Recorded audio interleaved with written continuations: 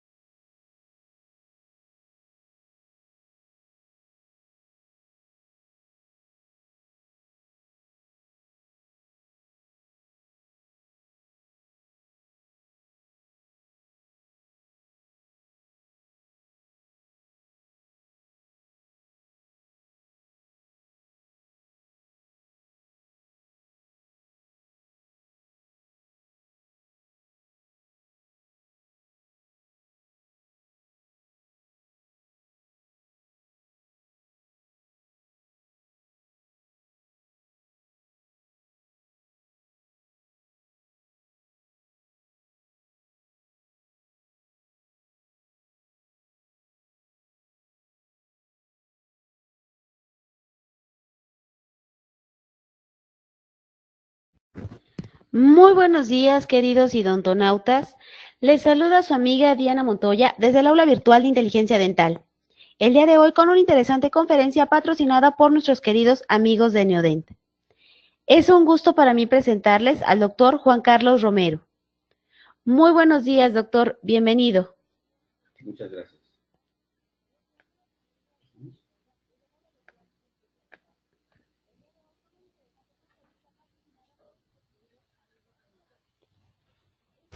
¿Listo?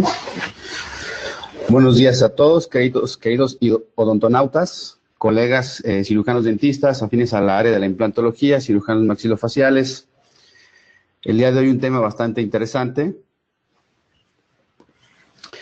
En los tiempos modernos, en la actualidad, somos testigos constantemente de, diría yo, milagros modernos, desde la automatización de nuestros hogares, funciones muy básicas que se tienen que hacer manualmente, ahora las podemos controlar de forma digital, la comunicación a distancia, el poder guardar información en Internet, de igual de una forma virtual. Este mismo webinar es un milagro, digamos, moderno. Todo esto en el siglo XXI. La digitalización del cuerpo humano, las imágenes impresas en 3D, hacen posible que en la actualidad se pueda hacer cirugías que en tiempos pasados eran prácticamente imposibles. La visualización de las estructuras internas, como en este caso de fusiones, de cirugías bastante complejas, hacen que haya un cambio de paradigma constante. No es mi objetivo ofender a nadie, pero hay que considerar que muchas de las bases de la prótesis dental tiene sus orígenes, su aplicación y la manufactura desde hace 2 siglos. Entonces, uno como estomatólogo o cirujano maxilofacial, áreas afines a la prótesis dental, hay que considerar este cambio de paradigma de la migración hacia el cambio digital y hacia los procedimientos estables y funcionales a largo plazo. No quiere decir que la prótesis removible se vea reemplazada por los actuales tratamientos.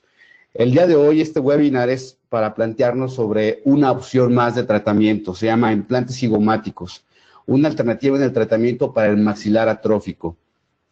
Seguramente muchos odontólogos con talento realizan una muy buena prótesis removible y es bastante aceptable el hecho de que se siga utilizando, ¿no? Hay manos capaces de fabricar herramientas con las que se hacen máquinas para hacer ordenadores, que a su vez diseñan máquinas que hacen herramientas, como esta que está aquí, para que las use la mano. Esta herramienta, diseñada por el padre de la implantología, el doctor Brånemark, sustituye prácticamente 3 o 4 manos con una sola. Es ahí que iniciamos uno de los paradigmas, uno de los enunciados que él decía en una entrevista que le hicieron en España, es que no concebía que en este siglo, en el siglo XXI, donde podemos calcular la distancia de las estrellas con rayo láser, donde podemos comunicarnos a distancia, la gente siga teniendo sus prótesis en un vaso con agua. Entonces decía, nadie debe morir con los dientes en un vaso con agua. Y entonces, bastantes abordajes que podemos hacer para hacer una prótesis fija, siempre y cuando haya hueso. Seguramente hay miles de alternativas que con el trabajo en equipo, en el trabajo de laboratorio, podemos tener esta estabilidad y unos resultados bastante aceptables.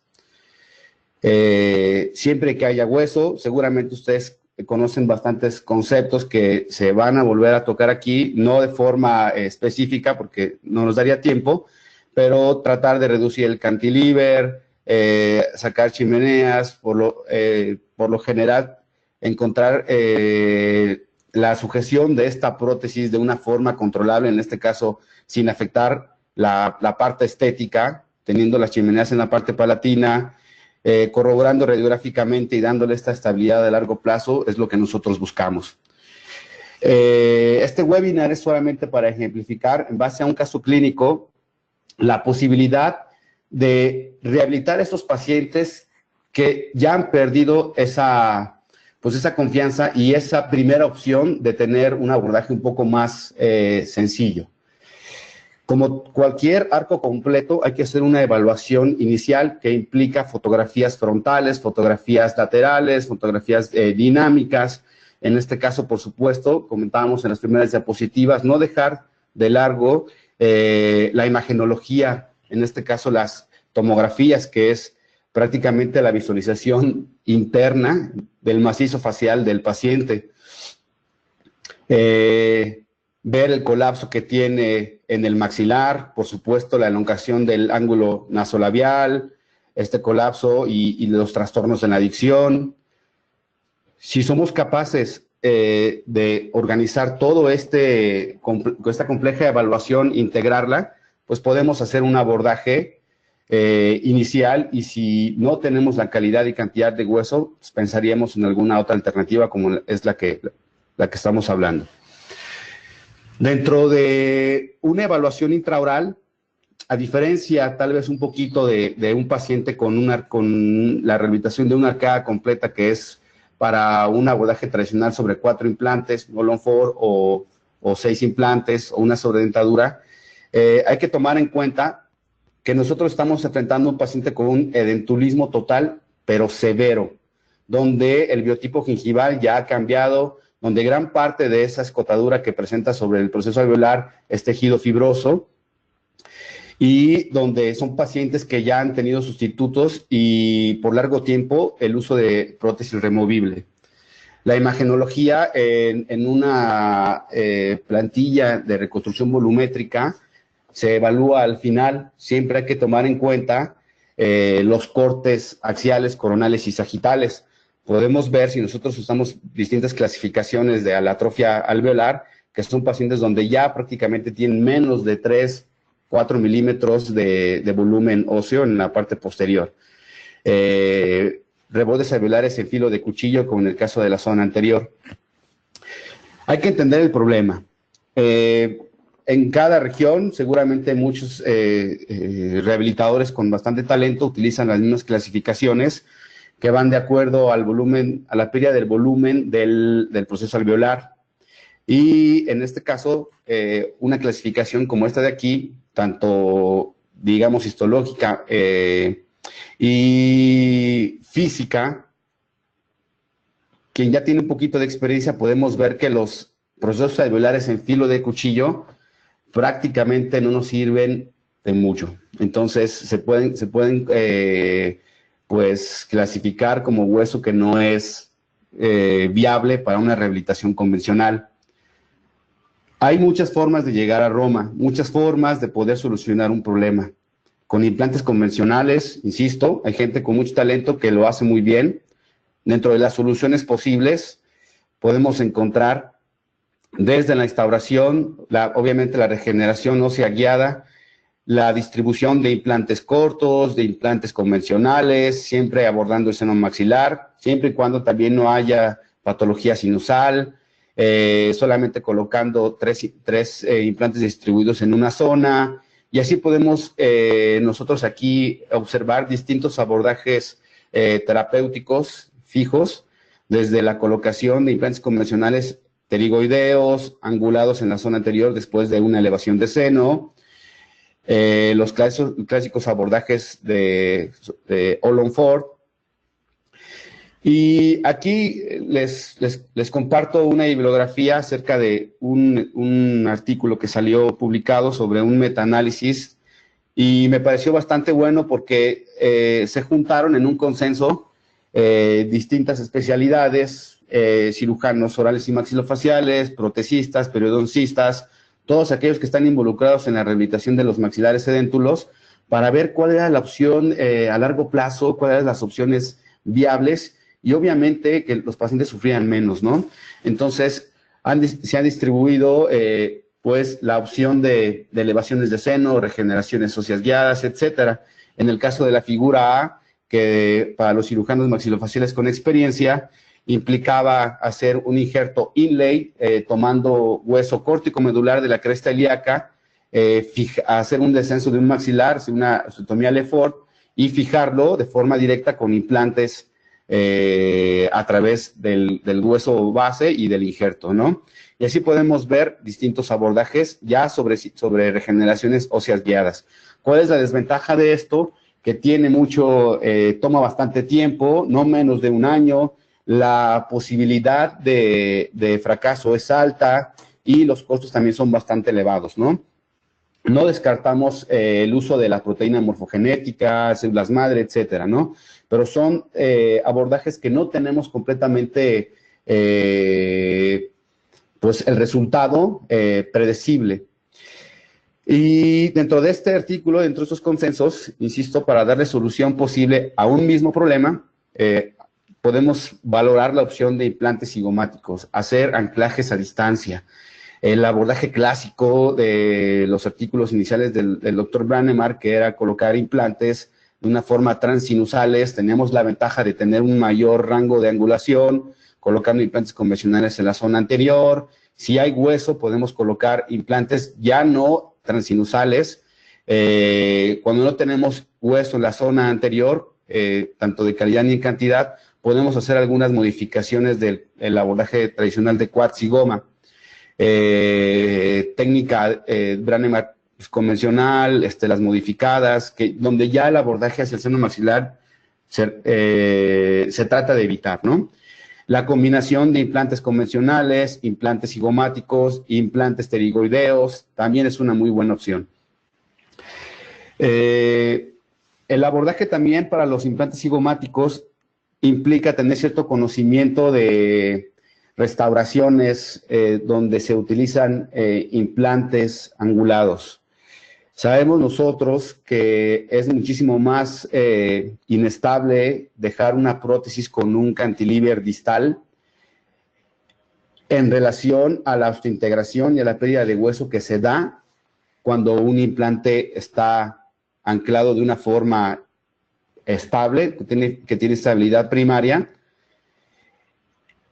y se reduce el cantilever. La biomecánica de la masticación responde mejor a estos abordajes, también con ciertas consideraciones como la ferulización inmediata para que se cumpla este principio.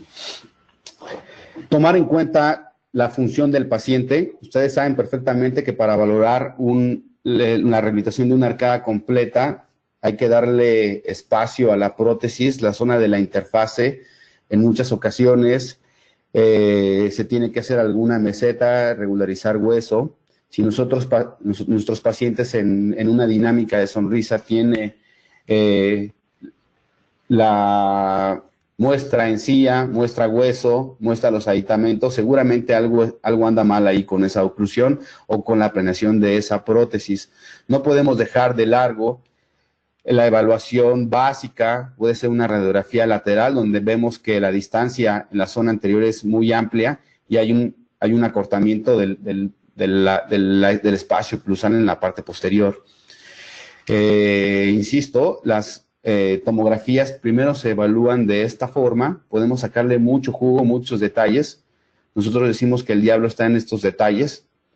Y pues, por último, podemos hacer una evaluación donde ya con todos estos análisis puedo darme una idea de por qué ha fracasado esta prótesis con implantes muy buenos, pero solamente con locators. Eso es porque la dinámica de la oclusión hace una carga bastante severa en la parte posterior y no hay una muy buena estabilidad, no hay un buen tripodismo, sin mencionar que hay una alteración pues del plano oclusal mandibular debido a una cirugía previa que recibió esta paciente, ¿no? El tratamiento y la rehabilitación es muchísimo más complejo de lo que se ve. Esto no se puede omitir en los implantes pues cigomáticos ni ningún tratamiento de arcada completa. Con algunas fotografías, evaluando a nuestro paciente de forma personal, clínicamente, podemos hacer una evaluación dinámica y funcional. Hay que ver si el paciente tiene su prótesis, ver qué tan adaptada está, ver si hay alguna desviación, si hay un balanceo de esta en el sector posterior, y si no es así, podemos hacer la planeación sobre esta prótesis, pero si no nos convence, hay que volver a hacer toda una planeación como si hiciéramos una prótesis removible. De ahí que al inicio de la charla les decía que aunque son abordajes del siglo XVII, siglo XVIII, se tallan, se elaboran, se siguen utilizando porque son funcionales. En este caso, con esta paciente teníamos una inestabilidad de esa prótesis y lo que utilizamos fue escanear la prótesis que tenía y sobre esta misma, con el talento de mi compañero, el protesista, pudimos rebasarla y ahorrarnos un poco de tiempo para poder centrar la línea media, darle estabilidad oclusal. Ajá. Si nosotros tenemos pues la ventaja de utilizar algún software, podemos utilizar, como ustedes conocen, una técnica de doble escaneo donde se ponen puntos hiperdensos, puntos que el programa pueda reconocer. Se escanea al paciente con la prótesis y posteriormente se escanea individualmente la prótesis y eso. Se hace un abordaje de doble escaneo donde puedo tener en una perspectiva de todos los planos axial, coronal y tridimensional dónde está la prótesis, dónde va a ir la función y dónde tengo el hueso residual. Y podemos ver aquí que el proceso alveolar en el sector posterior es prácticamente nulo. Un hueso que termina en filo de cuchillo, un hueso que tiene muy poca densidad y que la neumatización del seno maxilar ha sido tan severa gracias a años de entulismo y del uso de esta prótesis removible, ¿no? Entonces, si se dan cuenta, los pasos para la planeación de una cirugía de arco completo son exactamente los mismos. Y aquí viene un elemento que hay que tomar muy en cuenta. ¿En qué estado se encuentra mi paciente en forma general? Si nosotros vemos los parámetros actuales o las contraindicaciones absolutas para un paciente con implantes, la diabetes mellitus, la hipertensión arterial severa, ya no son contraindicaciones absolutas. Y ahora más con este abordaje, la atrofia alveolar severa. ¿Cuál enfermedad es la que debemos tomar en cuenta? Pues cualquier enfermedad autoinmune que no esté controlada. En general, cualquier enfermedad que no esté controlada es una contraindicación, pero estos hay que tomarlos más en cuenta. Si nosotros echamos un poquito de sapiencia, vamos a ver que los pacientes que acuden a una consulta para implantes cigomáticos son pacientes que ya son mayores, que seguramente tienen una comorbilidad y que requieren de una valoración preoperatoria. Ajá. Anexo de una forma local, la evaluación integral también implica el hueso disponible, el espacio disponible, como cualquier prótesis de arco completo, es decir, si voy a hacer una prótesis con una estructura metálica, una prótesis híbrida, o tengo demasiada reabsorción, que lo indicado sea una sobredentadura. La inserción muscular, por supuesto que hay que tomarla en cuenta, y dos elementos fundamentales, porque si ustedes no le explican a los pacientes, podemos traernos bastantes consecuencias. El primero es el presupuesto. No es una contraindicación, pero sí tal vez es una limitante. La educación del paciente. Por lo regular, los pacientes que buscan un abordaje así son pacientes que les preocupa su salud, que se consideran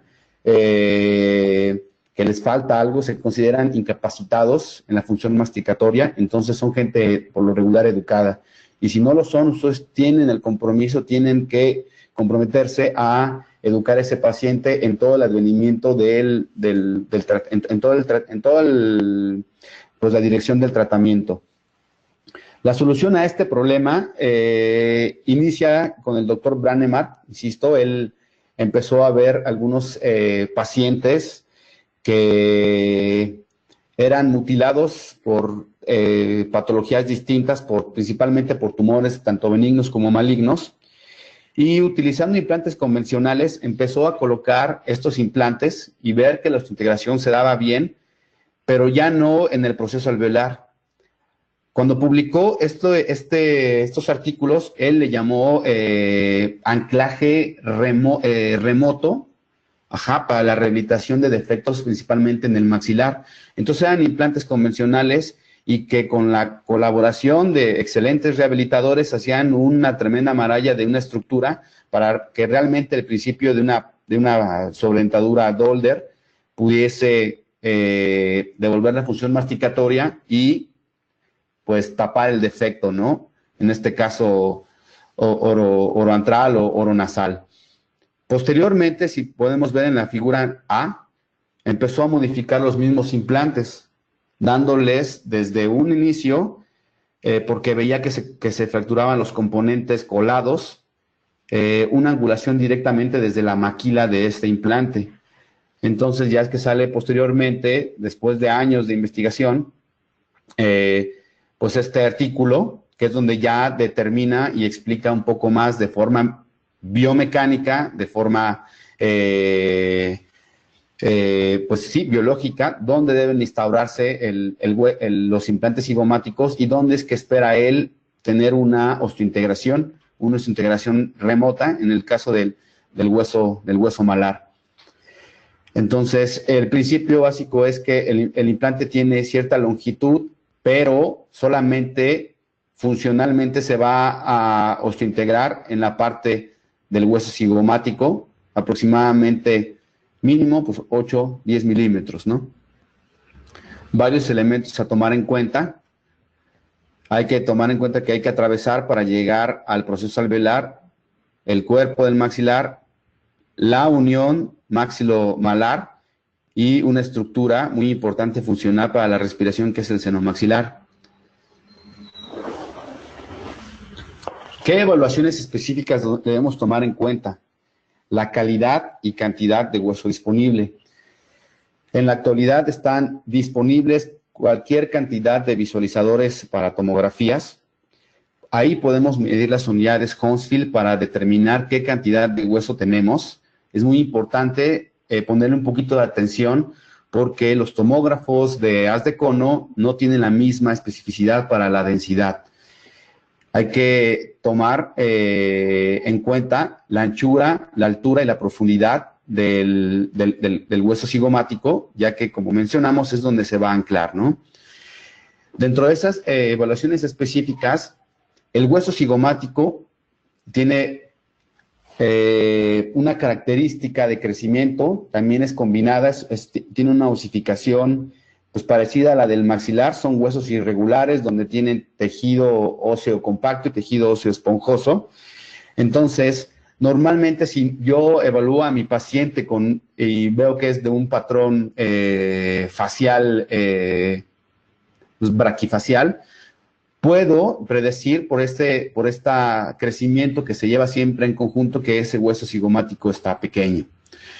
Las estructuras importantísimas, sabemos que el hueso cigomático es parte de la órbita, es parte de la fosa cigomática, da también paso a vasos sanguíneos y nervios como el paquete vasculonervioso pues, cigomático. Hay dos ramas aquí, cigomático temporal y cigomático facial, que también hay que tener en consideración. Algo muy importante para cualquier rehabilitación, si se va a hacer con implantes cigomáticos o si se va a hacer de forma tradicional utilizando abordajes de elevación de seno maxilar, las vías respiratorias. Está muy popularizado que los implantes cigomáticos generan sinusitis. La verdad es que mi experiencia y en charlas con varias gente que tiene mucha experiencia en implantes cigomáticos, no creo que sea la principal causa de una sinusitis posterior a la colocación de implantes cigomáticos. Cuando ustedes hacen un abordaje para elevación de seno maxilar, nosotros hay que considerar las angulaciones de la cara alveolar en relación a la cara externa. Necesitamos evaluar este sistema de drenaje funcional que tiene el seno maxilar, que se llama ostium. Podemos evaluar con una tomografía convencional qué anchura tiene y cómo voy a esperar el grado de dificultad de una cirugía para elevación de seno maxilar. Lo cierto es que cuando uno hace implantes cigomáticos debe tener ya experiencia en abordajes de seno maxilar. Yo puedo evaluar si mi mucosa mide menos de 1 milímetro, como estudios de Solar y colaboradores de Loma Linda, que hicieron varios estudios para evaluar la dificultad de este abordaje, ¿no? Si es que yo tengo una inflamación de la membrana de Schneider, lo que tengo que hacer, si también presenta moco, este seno maxilar, una obliteración del ostium, Necesitamos hacer una evaluación por un otorrinolaringólogo primero, necesita terapia para esa mucosa nasal, y también dentro del equipo multidisciplinario para tener el éxito de un abordaje para implantes cigomáticos es invitar al equipo a un otorrinolaringólogo que tenga también abordajes modernos, que tenga entrenamiento en cirugía endoscópica para hacer una funcionalización en caso de que el seno maxilar posterior a la instauración de los implantes cigomáticos pueda generar una sinusitis aguda o subaguda.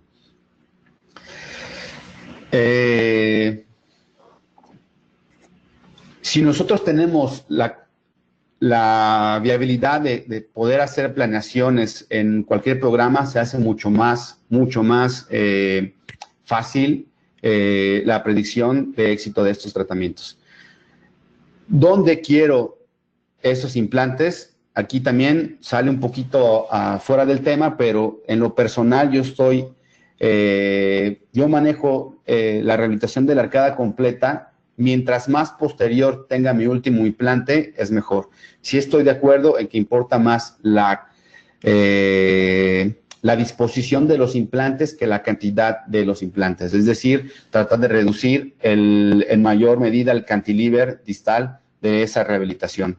Entonces, con un estudio de una técnica de doble escaneo, puedo simular dónde voy a querer de forma protésica y en forma biológica, anatómica, estos implantes. Varios elementos a considerar, que ahorita veremos un poquito más adelante, que deben de ser los implantes instaurados en la parte del cuerpo del zigoma, deben de salir protésicamente en una buena posición y también que no deben de rebasar, no deben salirse mucho de esta parte del fondo de saco. Si tengo también la viabilidad, ¿por qué no hacerlo? Es una técnica que tiene alto grado de complejidad, que tiene complicaciones severas, y entonces no hay que escatimar el recurso para hacer una buena planeación. Mientras más planeado sea, menor tiempo quirúrgico. Es decir, debemos de ir a un porcentaje más alto en la evaluación preoperatoria y menos en la operatoria. 80% planeación, 20% ejecución. Aquí alguna segmentación del cuerpo del zigoma. Es una paciente facialmente un poco pequeña. Es una paciente con características muy de nuestra raza, muy latinoamericana, donde el cuerpo del zigoma es pequeño, el maxilar desde el inicio, desde cómo llega la paciente a la consulta, es un maxilar pequeño en sentido vertical, en sentido transversal. Tienen el mismo crecimiento y desarrollo, entonces seguramente el zigoma está pequeño. Tengo alrededor de 12 milímetros para colocar dos implantes de 4 o 3.9 en ese volumen de hueso. Ayudan, por supuesto, todas estas segmentaciones. ¿Cómo evaluar esta complejidad? De nuevo, de una forma más local. Algunos artículos en China y en Japón, en el Oriente, hacen una clasificación donde ellos han tenido, en base a la angulación que presenta el cuerpo del zigoma y el proceso alveolar, que también después, o más bien previamente, tomó Aparicio en español y colaboradores, donde este sector que ustedes pueden ver marcado como los puntos A y los puntos B son los puntos más cómodos para poder colocar los implantes. Aparicio toma, este esquema tomado de un artículo de Aparicio, una clasificación, me sirve o nos sirve para esquematizar un poquito una de las mayores complicaciones de los implantes zigomáticos. En la actualidad hay que tratar de salvaguardar la función del seno maxilar y evitar que el implante se salga demasiado del tejido, de esta curvatura, para que no se exponga sobre el tejido blando. Nuestra característica en cuanto a raza, somos, decía José Vasconcelos, la raza cósmica, somos mezcla de sajones, somos mezcla de indígenas, somos mezcla de árabes, etcétera. Entonces, normalmente tenemos un patrón donde la angulación de este espacio, la articulación del malar con el maxilar, es muchísimo más aguda. Eso hace que el implante quede en hueso, pero se salga de esta curvatura. Es decir, que hay que tomar esto muy en cuenta. Esto es una determinación muy importante para la complejidad transoperatoria. En este caso, dentro del plan quirúrgico teníamos dos opciones. Colocar implantes cigomáticos, que ustedes perfectamente conocen, que tienen muchísimo más tiempo en el mercado, de una conexión externa, o implementar algunas ventajas del cono Morse a los implantes cigomáticos. Como ustedes ya conocen en diferentes webinars, en diferentes charlas, en diferentes congresos, la ventaja del concepto One Abutment, One Time, es decir, el cono Morse tiene ciertas características que después tomarán gran relevancia en el posoperatorio de los pacientes. Una cosa es la planeación y otra cosa es la ejecución. Mientras más planeemos, tendremos un tiempo más corto de ejecución, pero no siempre puede ser llevado a cabo. Es una técnica que seguramente mucha gente ha querido hacer de una forma guiada. Sin embargo, aún no hay yo creo que un protocolo completamente establecido, debido a que es una técnica que debe hacerse casi a mano alzada.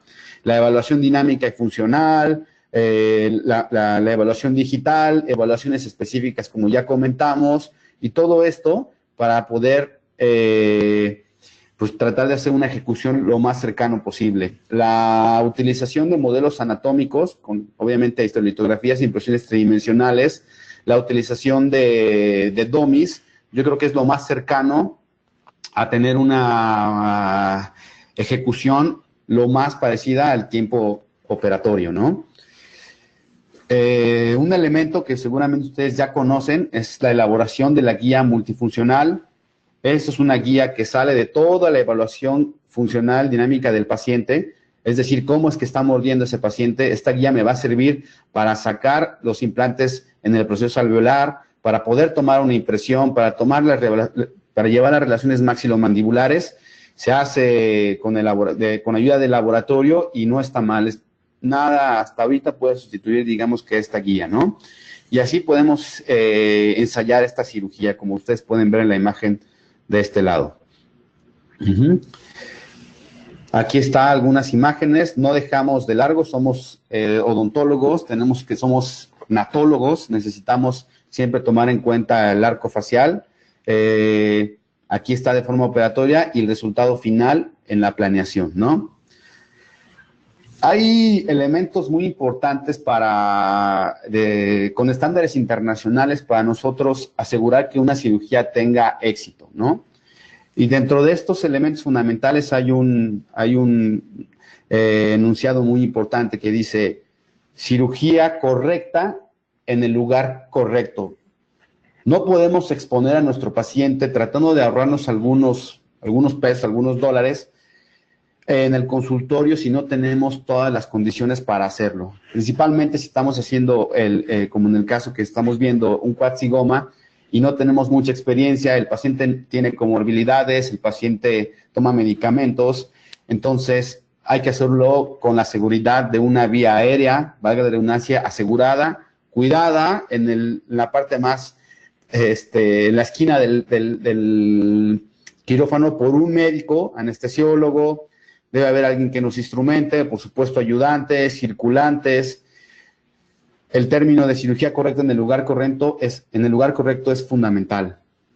Tal vez si solamente voy a colocar un implante, podría considerarlo con sedación, pero en la sedación no tenemos control de esa vía aérea. El paciente se está moviendo y si yo no tengo mucha experiencia, todo puede terminar pues, un poquito mal. Básicamente, en la técnica operatoria hay también muchas modificaciones en cuanto al abordaje inicial, que vendría siendo el levantamiento del colgajo.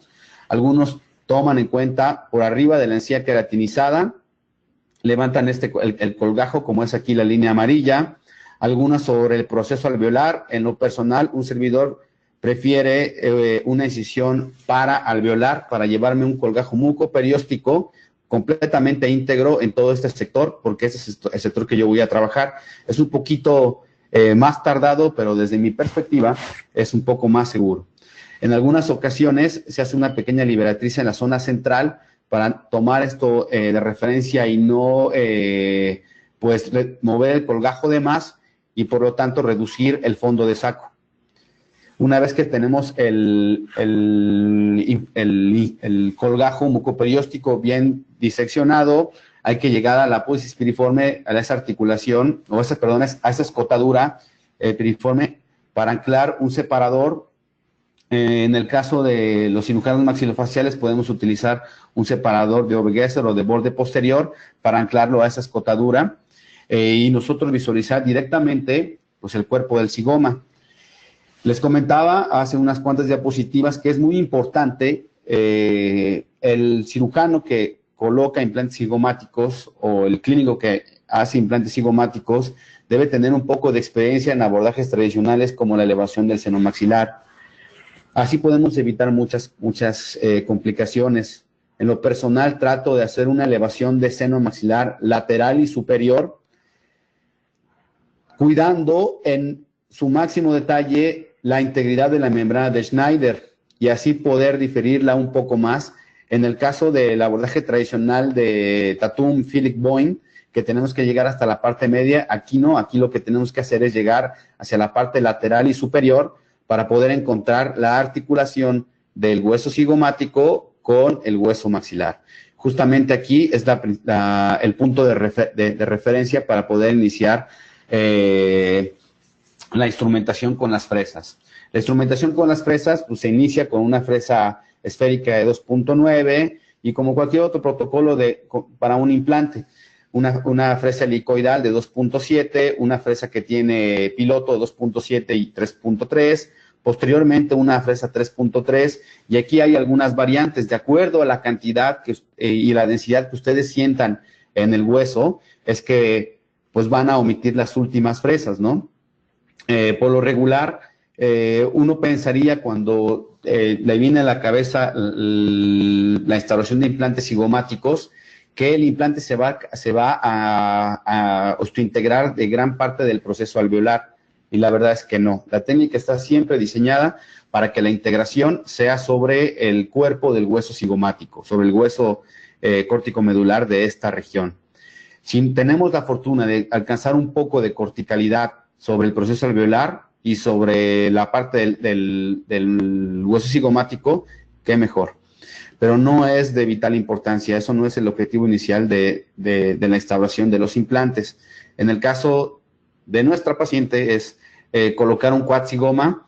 Cuando se instrumenta uno de los implantes, se puede colocar este posicionador, digamos, este instrumento para tener una referencia sin moverlo para posteriormente colocar el implante más medial. Obviamente esto se modifica por cada clínico y de acuerdo a la experiencia.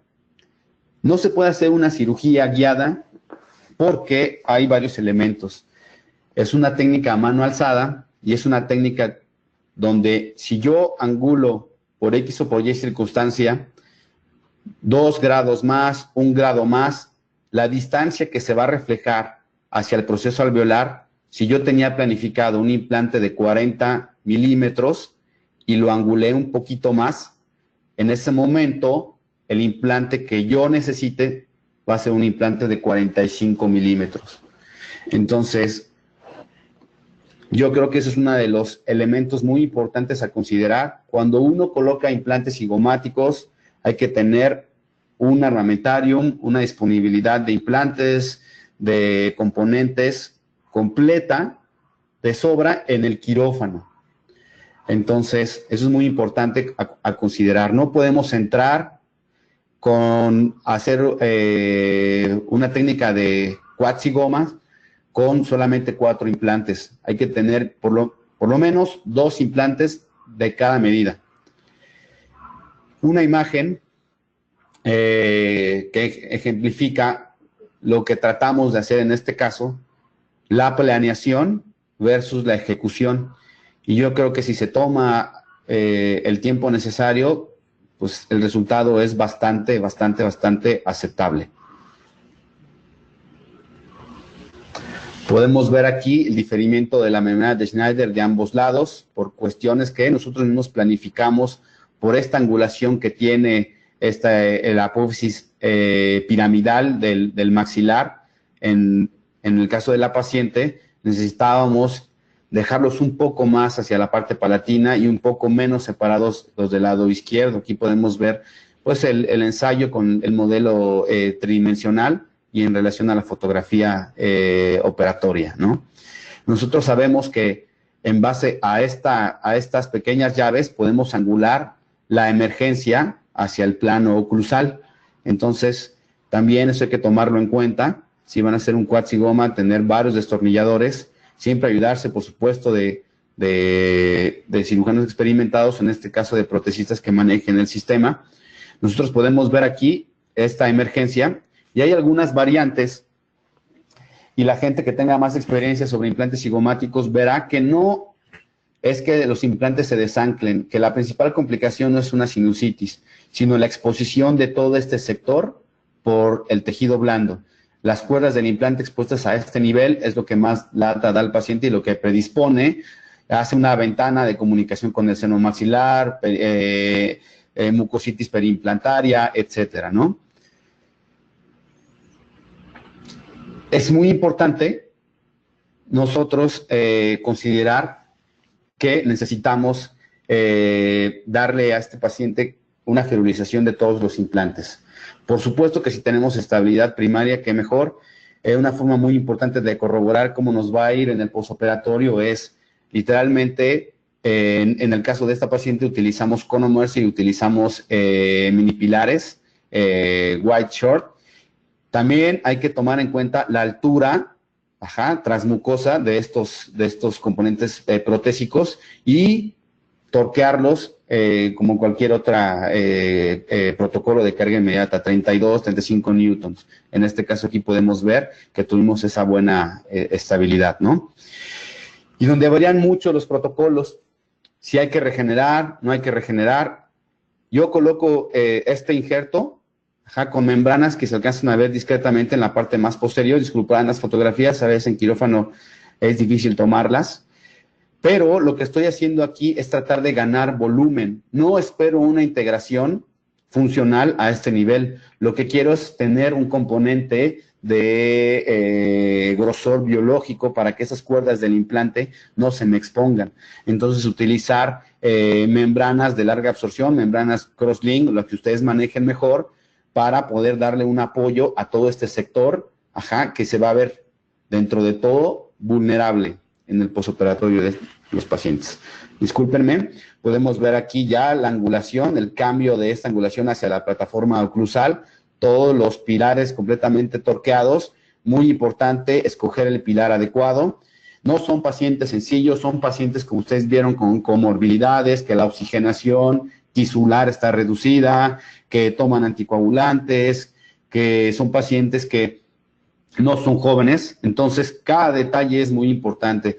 Saber incluso elegir entre qué suturas tengo que escoger, si voy a utilizar suturas de menor calibre, reabsorbibles, no reabsorbibles, que se reabsorban por hidrólisis y generen más inflamación.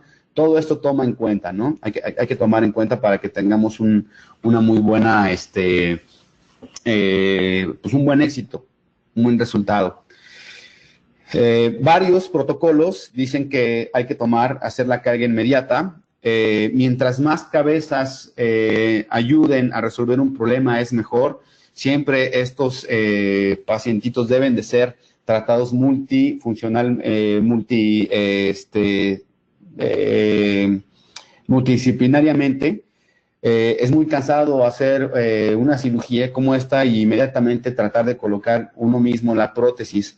Entonces, siempre hay que trabajar con un buen rehabilitador, una persona que está abierta siempre al tratamiento y que se preocupe por tal, ¿no? Del inicio al final. En este caso, con mi colega, el doctor Ricardo Velázquez, hicimos pues 2 abordajes distintos para poder tener en menos de 48 horas esa prótesis para cumplir con el último elemento del protocolo, que es utilizar todos estos implantes. Entonces, con la guía multifuncional, ustedes toman la impresión, como la podemos ver aquí, pero si ya tenemos también el advenimiento, lo que hicimos a la par fue escanear el modelo de la paciente, también tomar en cuenta esa impresión y poder hacer un diseño pues, digital, un diseño un poco más avanzado, pero los protocolos tradicionales de carga inmediata son perfectamente adaptables y funcionales a estos casos. El advenimiento de la digitalización y, digamos, pues de toda esta planeación virtual, podemos literalmente tener la posición anteroposterior vertical, es decir, todas las posiciones del maxilar en el espacio de los pacientes. Con estos escaneos podemos obtener literalmente pues el encerado que vamos a hacer con un articulador pues semiajustable. Si tenemos esa posición calibrada en el espacio, lo podemos hacer de forma virtual. En este caso podemos ver que la comparativa entre la impresión convencional y la planeación virtual, ¿no?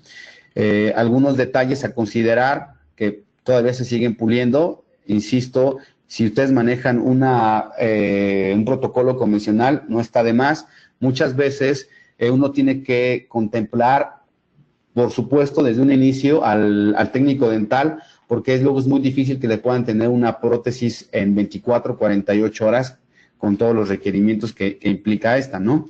Entonces, la opción de tener flujos digitales nos ayuda muchísimo para poder resolver estos casos, ¿no?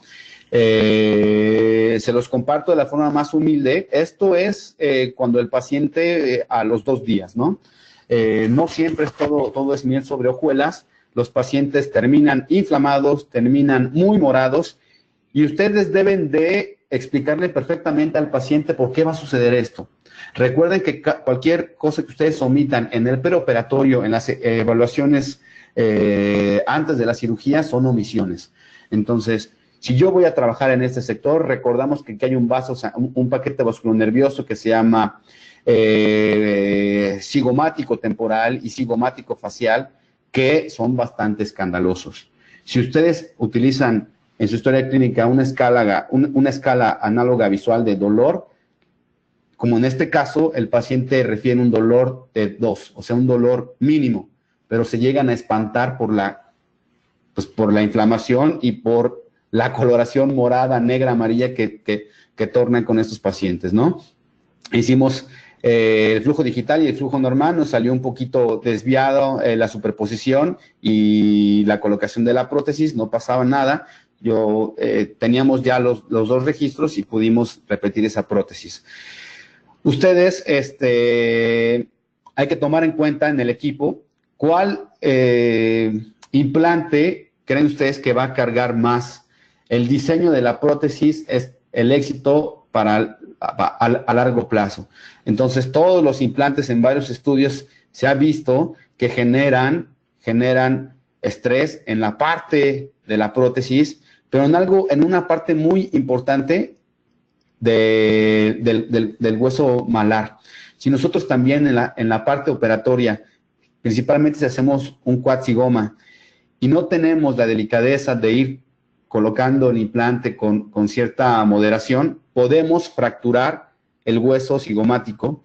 Entonces, eso genera fístulas, genera, por supuesto, pérdida del implante, infecciones, donde el tratamiento para eliminar esa complicación es un abordaje transcutáneo. El paciente va para rehabilitarse los dientes, obviamente no le hemos hablado de nada, ninguna incisión en la cara, y terminamos abriéndole pues un abordaje para drenar la pus, para quitar tejido necrótico, etcétera, ¿no? Entonces, retomando, yo creo que la menor de las complicaciones que me podrá atrever a decir que ese es un tabú, la sinusitis en la colocación de los implantes cigomáticos no es la principal ni la más compleja de las complicaciones. Decía Brannemark, cuando estudiaba la biología celular con las cámaras intraóseas, que el hueso debe considerarse como un tejido que hay que cuidar y que es tan delicado y que tiene cierta capacidad de regeneración, tal como la tiene el pulmón, el ojo, el cerebro, etcétera, ¿no? Hay que cuidarlos muy bien. Aquí tenemos una muestra de la elaboración de la prótesis provisional, ya verificado con el articulador semiajustable y el flujo digital. vemos que tenemos pues una bastante buena posición de las chimeneas, es bastante rehabilitable. Y el técnico, en la actualidad, si estamos en comunicaciones en comunicación estrecha con él, nos puede ofrecer ciertas soluciones. En el caso de esta pacientita que la prótesis fue completamente impresa, fue fresada, con un material muy parecido al PIC, Multistratum Flexible Premium, que tiene una capacidad de ser inerte, tiene una composición molecular bastante cerrada, prácticamente nos puede durar hasta 3 años y se puede maquillar perfectamente, ¿no? La disposición en un articulador semiajustable para fresar los pilares que le van a dar sostén a esta prótesis. Uno de los principales retos es tener ese protocolo listo y que sea cómodo para el paciente, ¿no? Aquí está una fotografía, un acercamiento de cómo es que se ve la paciente. Siempre hacer retroalimentaciones para ver, hablábamos de que mientras menos cantilever es mejor, ¿verdad? ¿Por qué me salieron las chimeneas aquí si yo las estoy más o menos planeando para acá? Y tiene mucho que ver con que el paciente ocluye de forma distinta, es decir, la dimensión vertical de esta prótesis, de este tercio inferior, es un poquito mayor en relación a la que tenía inicialmente el paciente. Pero todo eso se puede modificar con la prótesis definitiva, ¿no? Vemos cómo enseña más diente, aquí es lo que les comento, hay un aumento de la dimensión vertical en relación a cómo llegó el paciente, desviación de la línea media, una paciente que parece más, perdón la expresión, más vieja de lo que es, y con esto le damos un soporte mayor al labio y por lo tanto, pues, mayores beneficios. Una radiografía postoperatoria, una radiografía panorámica postoperatoria, donde vemos cómo el rango de error pues, es bastante pequeño, pero no imposible, siempre tomando en cuenta esa colocación delicada de los implantes, principalmente en esta técnica, y considerar que los implantes deben de estar rehabilitados en la arcada inferior. Necesitamos oclusión posterior para que tengamos una buena fibrilación y una buena estabilidad. El terror de cualquier cirujano o cualquier protesista es que todos los componentes del implante se expongan. Entonces es muy importante tratar de ganar volumen en este sector para no tener dehiscencias. Hasta este punto, digamos que es aceptable, es el componente ya de la cabeza y el componente protésico del implante. Y si nosotros tenemos paciencia, hacemos bien las cosas, podemos tener un biotipo gingival mucho más grande y vean cómo prácticamente va cerrando. Tenemos que ganar aquí, dentro de lo que ustedes conocen como el espesor y la barrera biológica de la encía, evitar que se exponga hacia la parte superior. Creo que con eso he terminado este caso clínico. La satisfacción de un paciente educado cuando se hace una muy buena evaluación nos deja una satisfacción personal a nosotros. Un gusto compartir con ustedes en este webinar. Aquí están mis datos, por si tienen alguna pregunta, estoy abierto. Tenemos un lapso de unos 10 minutitos de preguntas y respuestas. Muchas gracias.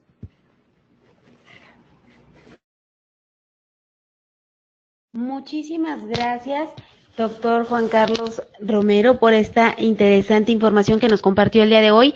Agradecemos a nuestros queridos amigos de Neoden, quienes patrocinaron esta interesante conferencia. Les recordamos, queridos idontonautas, que con su conexión en la plataforma GoToWebinar se acredita directamente su CADI y lo verán reflejado en máximo 48 horas. A quienes nos hacen favor de acompañarnos vía Facebook o YouTube, les pedimos ingresar a www.inteligenciadental.com/CADI. Su constancia de asistencia digital del día de hoy, podrán acreditarla con un número 775. Si le parece bien, doctor, continuamos con la sesión de preguntas y respuestas. Sí, muy bien. Atendiendo el comentario de Norma Leticia Rivera, muchas gracias. Un esfuerzo también y un honor estar con ustedes aquí. Manuel Julián, ¿cuántos milímetros apicales lo ideal anclar? Ustedes recuerden que en un implante convencional, para que sea implante y que se ancle de una forma adecuada, pues mínimo 8 milímetros. Entonces el implante, hay bastantes modelos de implantes, bastantes diseños. En este caso, todo el implante tiene cuerda. Entonces, si nosotros logramos anclar en el hueso cigomático 8 o 10 milímetros, estamos teniendo un caso de éxito. Muy bien, ¿es necesario colocar relleno óseo? En la técnica original del doctor Branemark y Estela, no. Desde una perspectiva ya más clínica y de experiencia, es muy importante hacer regeneraciones sobre el proceso alveolar para evitar la dehiscencia y la exposición de las cuerdas del implante. Básicamente eso, pero no necesitamos con fines de osteointegración colocar injerto ni hacer regeneraciones óseas ni tisulares guiadas.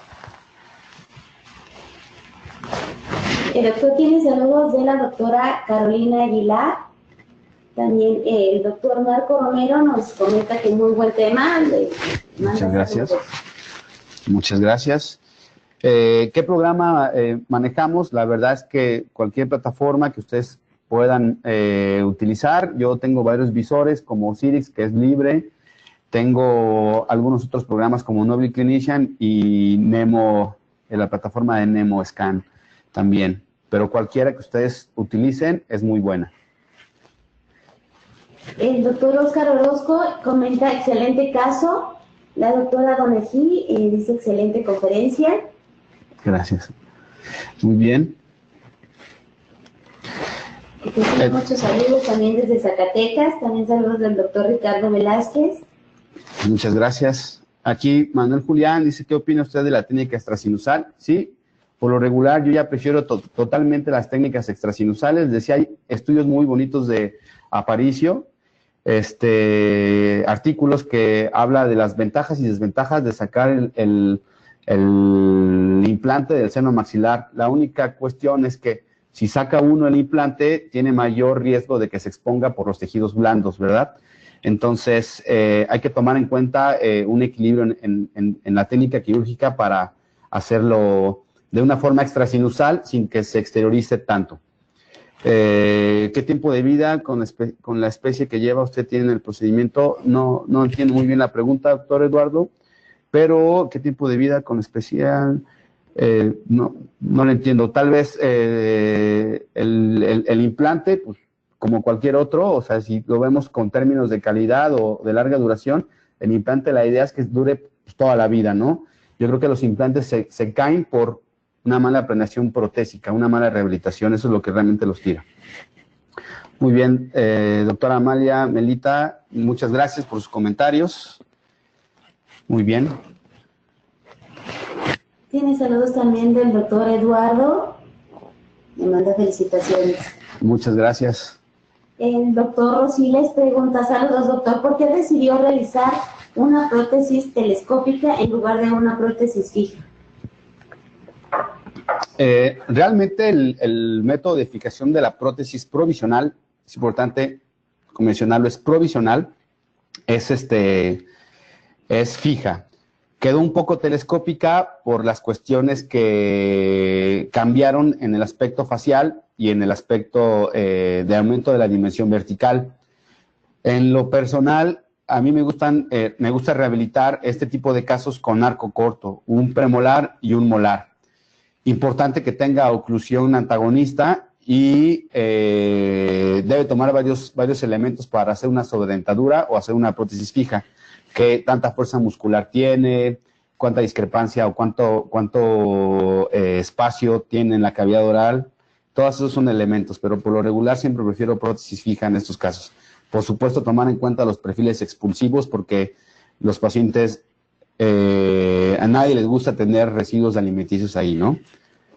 Muy bien. Gracias, doctor. Otra pregunta del doctor González. Dice, si el implante se expone a tejidos blandos, ¿se puede planear retirarlo y volver a colocarlo en otra angulación? No, la verdad es que la sugerencia, si se expone el tejido blando, es difícil. Es una de yo creo que las complicaciones a largo plazo más pues complejas. Lo que tendría que hacer sería tratar de rotar algunos colgajos, tratar de hacer regeneraciones de ese sector sobre los tejidos blandos. Algunas técnicas implementan la rotación de la bolsa adiposa de Bichat para aumentar ese perfil biológico. También se puede hacer como un colgajo desplazado, pero yo no intentaría quitar el implante. Si el implante integró, es mucho mejor dejarlo ahí. El doctor Figueroa le dice: felicidades, excelente charla, muy didáctica, le manda saludos desde Tijuana. Gracias, doctor. La doctora Perla igualmente dice: excelente, doctor Romero, saludos. Muchas gracias. El doctor Carlos López: muy buena plática, doctor, saludos desde Guerrero. Gracias, doctor. Doctor Javier García pone aquí: ¿se podría operar el paciente bajo anestesia local? La verdad es que, déjenme leer toda su pregunta. El borde posterior llega hasta la tuberosidad por tener ciado periférico posterior. Recuerde que si él debe tomar en cuenta la dimensión vertical de ese reborde alveolar, porque si no, no le va a dar espacio para la prótesis. Pero lo mencionamos, cirugía correcta en el lugar correcto. Si tenemos experiencia, solamente va a colocar un implante, tal vez lo pueda hacer con anestesia local y sedación. La disección es amplia, donde son nervios que no alcanza con un bloqueo regional. Entonces, si me permite, yo creo que es mejor con anestesia general. Muy bien. El doctor Altamirano dice: excelente, muchísimas felicidades. Pues bueno, muchas gracias a todos ustedes. Esperemos encontrarnos por aquí próximamente. Saludos. Muchísimas gracias, doctor Juan Carlos Romero, por esta interesante conferencia. Gracias a nuestros queridos amigos de Neoden, pero sobre todo a ustedes, queridos idontonautas, que se conectan de todo nuestro país y de países hermanos latinoamericanos. Fue un verdadero placer recibirles el día de hoy en esta su aula virtual I+D en el ciberespacio. Les agradecemos mucho su tiempo, confianza y preferencia. Nos encantará encontrarles próximamente en esta su aula virtual para que disfruten de las interesantes conferencias que tendremos en vivo para ustedes. Se despide su amiga Diana Montoya. Que tengan una excelente tarde. Hasta pronto.